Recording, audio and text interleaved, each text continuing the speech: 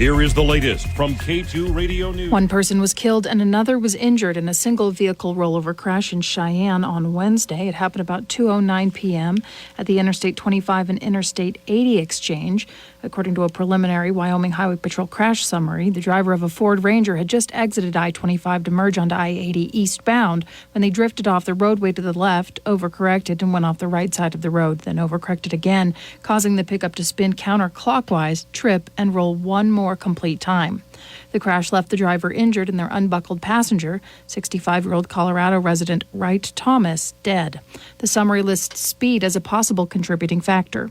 This is the 23rd reported fatality on Wyoming's highways so far this year.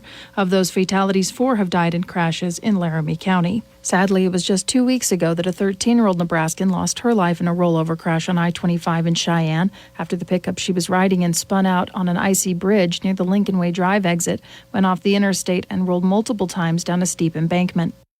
The U.S. Justice Department has partnered with the federal government, as well as people throughout American Indian and Alaska Native communities, in recognizing May 5th as National Missing or Murdered Indigenous Persons Awareness Day.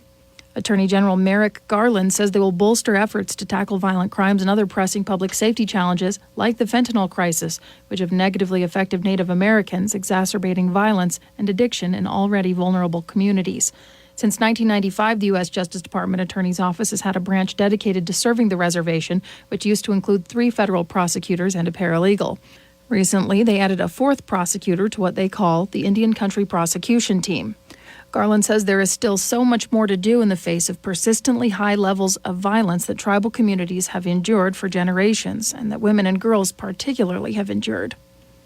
Casper's local radio legends, Donovan Short, will be inducted into the Wyoming Association of Broadcasters Hall of Fame class on June 8th. He accepted a morning host and program director job in Casper in 1998. He quickly rose to the top of Casper's Arbitron ratings, and when Clear Channel took over the Mountain State stations, Short remained to manage the programming department for over 20 years. The stations eventually were owned by Town Square Media.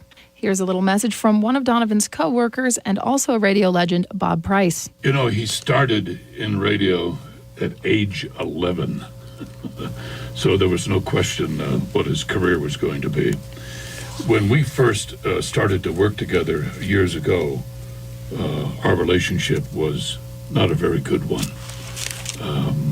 But as time ensued, we became very close. And he is a brilliant programmer, one of the best program directors in the nation. Not just saying that, he was voted that by his peers, not just once, but a number of times. He found here, coming to Casper from down south, the love of his wife, the love of his life, Tara, and he has a beautiful little girl by the name of Dara. And that's his reward for being involved in broadcasting in Wyoming. Average gas prices in the Cowboy State are up last week, averaging $3.27 a gallon today. That's according to Gas Buddy's survey of nearly 500 stations in Wyoming. The cheapest station in Natrona County as of this morning was $2.80 a gallon at the Exxon at 400 Valley Drive in Casper, followed by the Shell on Dennis Drive at $2.87 a gallon. That's compared to the national average price of gas at $3.62 a gallon, while the national average price of diesel has dropped 3 cents and stands at $3.94. Petroleum analyst Patrick DeHaan expects gas prices to go down as we look forward to the weekend. Reporting in Casper, I'm Colby.